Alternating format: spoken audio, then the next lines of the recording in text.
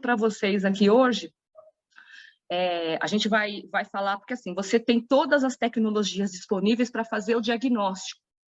E aí, feito o diagnóstico, no passado você ia direto para o centro cirúrgico. Hoje não, você tem toda uma questão de você manter a glândula da paciente e curar a paciente sem ter que tirar a glândula. Então, você tem todo o desenvolvimento das tecnologias, não só diagnósticas, porque quanto mais cedo você diagnostica, maior a chance de cura, mas quando você tem uma lesão suspeita, você tem que fazer o quê? Tirar uma amostra daquela lesão para diagnosticar e para ter todo o enfoque do tratamento, né?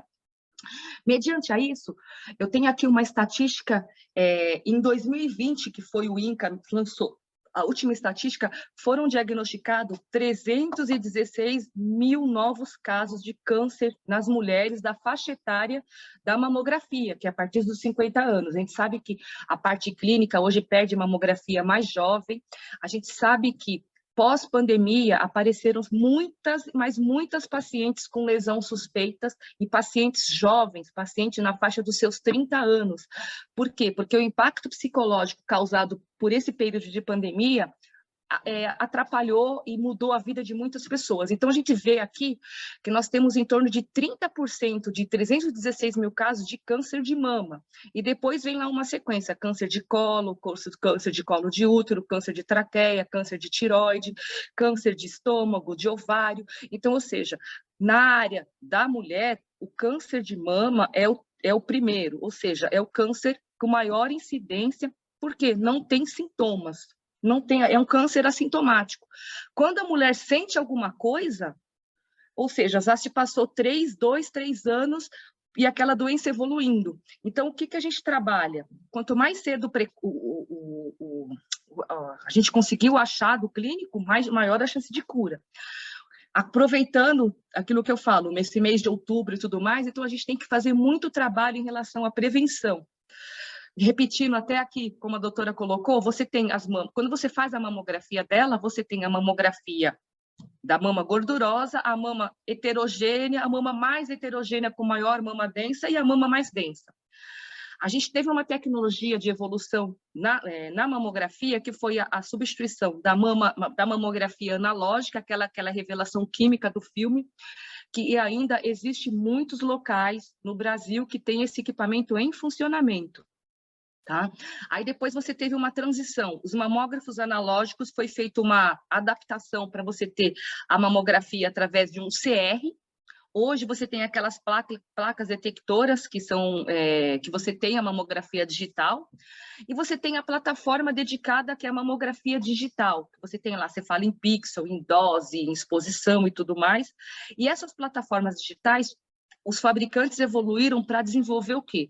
Mamografia com contraste e mamografia com tomossíntese, tá? Bom, a gente sabe que toda vez que a gente pega um laudo de mamografia, a gente vai verificar as palavras que são aquelas palavras difíceis, mas a gente que é da área termina entendendo que o médico vai explicar o conteúdo do que ele achou naquela imagem. E, ao mesmo tempo, ele vai fazer uma classificação mundial, que é a classificação BIRADS, que é um repórter que você tem hoje de BIRADS para mamografia, para ultrassom, você tem hoje BIRADS para ressonância, nada mais é que como o médico faz a classificação dos achados clínicos naquela mama da paciente. Quando você tem achados clínicos, que você vai BIRADS de 0 a 5, quando você tem a classificação dos achados clínicos que vai 4, 4A, B e C, são lesões suspeitas que você vai diagnosticar através do quê? De uma biópsia. Muitas vezes, até quando você tem um achados 3, que o médico faz o acompanhamento, ele para poder voltar para a classificação de um BIRADS menor, ele pede para fazer biópsia. Então, o que acontece? Aquelas pacientes que são BIRADS 4, são pacientes que são eleitas a fazer biópsia. Numa clínica que faz 1000 mamografias por mês, e você tem lá um número de 150 pacientes com BIRADS 4, A, B e C, são pacientes que têm que ser feito biópsias. Para poder fazer biópsia, você tem que estar direcionando isso para o serviço fazer o diagnóstico, o rastreamento e o diagnóstico através de uma biópsia e entregar para o paciente para tratamento com a classificação da patologia que ele tem. O que antigamente você tinha que entrar com a paciente no centro cirúrgico, abrir a mama, tirar uma parte, fazer uma análise rápida e dependendo depois daquilo, aí você vai para o tratamento e volta para uma segunda cirurgia. Hoje, a gente já não existe mais isso. Quer dizer, teoricamente não era para existir, mas hoje você entra com o paciente já sabendo o nome, eu falo que é o nome completo daquela patologia que ele tem. Tá bom? E aí, a doutora falou muito bem, você tem módulos de imagem para você fazer o diagnóstico. Ao mesmo tempo, você tem módulos de imagem para você fazer a biópsia, certo?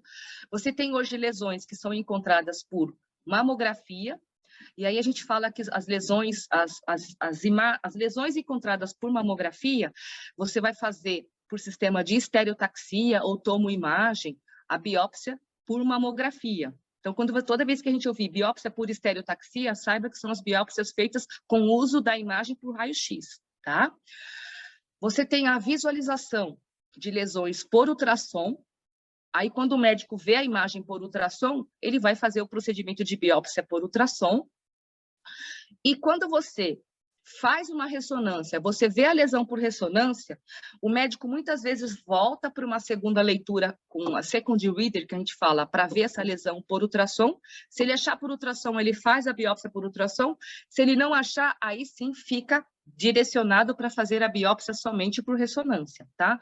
É aquilo que eu falo, a classificação da modalidade de imagem da biópsia não é dada pelo médico, e dada pela lesão da paciente.